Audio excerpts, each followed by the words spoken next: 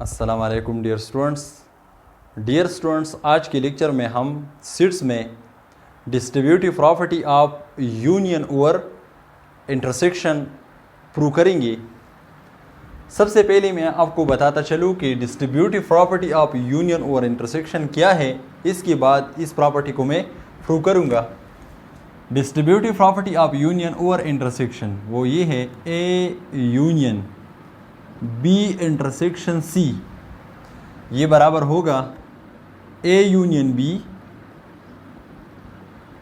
यहाँ पर इंटरसेक्शन है तो यहाँ पर इंटरसेक्शन लिखेंगे, ए यूनियन सी।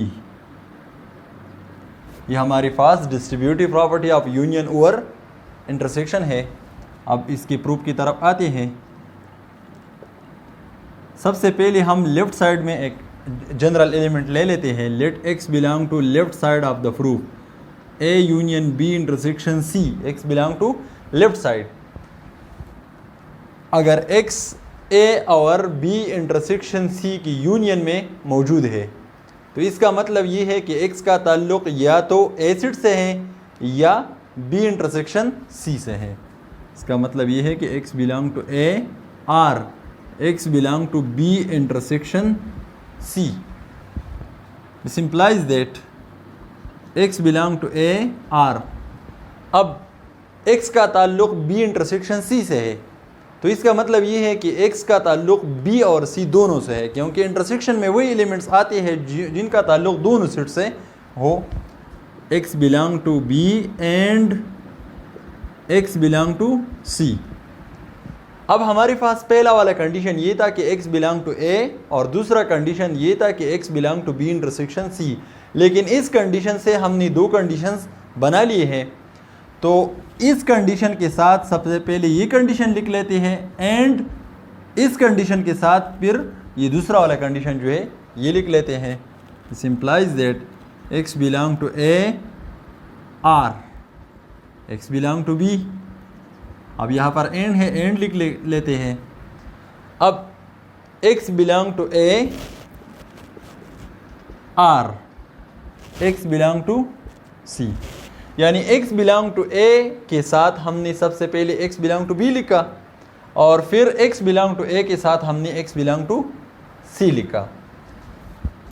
अगर x का ताल्लुक a सेट से हो या b सेट से हो तो इसका मतलब ये है कि इसका ताल्लुक दोनों की यूनियन से है। अगर a सेट में कोई एलिमेंट मौजूद है या b में मौजूद है या दोनों में मौजूद है तो वो एलिमेंट दोनों की यूनियन में मौजूद होता है।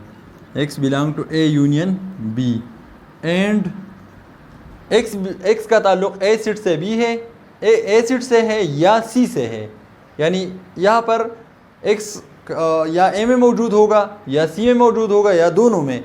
तो इसका मतलब ये है कि x belong to a union c दोनों की यूनियन में मौजूद होगा।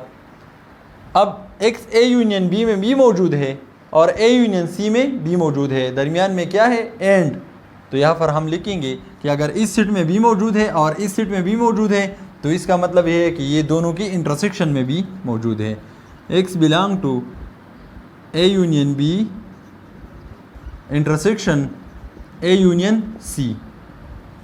तो देखिए x belong to right hand side of the proof, so left hand side a union b intersection c is a subset of right hand side a union b intersection a union c। ये हमारे पास हो गया equation number 1। अब right hand side में एक element ले लेते हैं। Let y belong to right hand side of the proof, a union b intersection a union c। This implies that अगर y का ताल्लुक a यूनियन b और a यूनियन c के इंटरसेक्शन से है तो इसका मतलब ये है कि y इस सेट को b बिलोंग करता है और इस सेट को b बिलोंग करता है, यानी इंटरसेक्शन में वो एलिमेंट्स होते हैं जिनका ताल्लुक दोनों सेट से हो। This implies that y belong to a union b and y belong to a union c।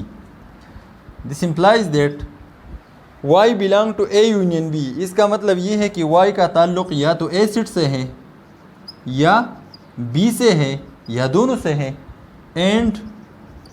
अब इस तरफ आते हैं, y belong to a union c, इसका मतलब ये है कि y belong to a or Y belong to C, Y का ताल्लुक़ या तो ए सेट से है और या सी सेट से है। अब देखिए वाई बिलोंग टू ए, यहाँ पर बी आया है, एंड से पहली बी है और एंड के बाद बी है, तो इन दोनों से एक ही ले लेते हैं। This implies that Y belong to A or. अब y belong to A or, देखिए y बिलोंग टू ए और y बिलोंग टू बी के बीच क्या है r, y belong to A और y बिलोंग टू सी के बीच क्या है r। तो इसका मतलब ये है कि y बिलोंग टू ए को हम एक मरतबा लिखेंगे और इसकी पीछे जो r है वो लिखेंगे। अब दो कंडीशन हमारे पास रह जाते हैं, y belong to B and y belong to C.